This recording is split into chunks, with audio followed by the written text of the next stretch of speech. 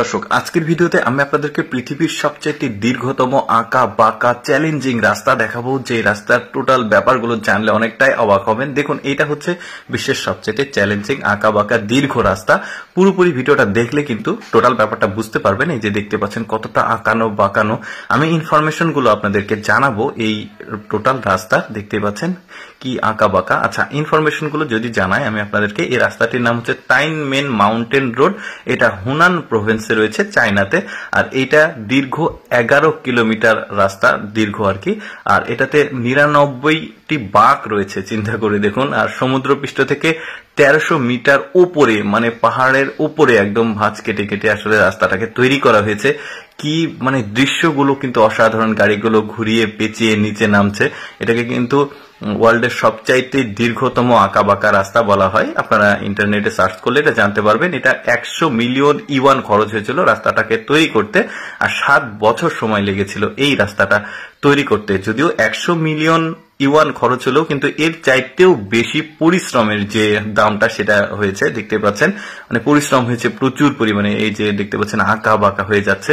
এরপরে অদ্ভুত আরেকটা রাস্তা দেখায়। দেখুন পাহাড়ের ভাঁজ কেটে কিভাবে একটা রাস্তা তৈরি করা হয়েছে। মাঝখান দিয়ে মনে হচ্ছে রাস্তার জানালা। এটা হচ্ছে দক্ষিণ চায়নার দক্ষিণ তাই হাং পর্বতমালার এটা সবচাইতে বিপজ্জনক একটা পাহাড়ি রাস্তা। দেখতেই পাচ্ছেন কতটা মানে অদ্ভুত ভাবে তৈরি করেছে, জানালার মতো দেখা যাচ্ছে রাস্তাটা, মানে চারিদিকের অংশটা এই একদমই খাড়া দেখতে পাচ্ছেন। এরপরে এই রাস্তাটাকে দেখুন, একদমই আঁকানো বাঁকানো পেঁচানো, একদম ওই সাপের মতো চলে গেছে রাস্তা।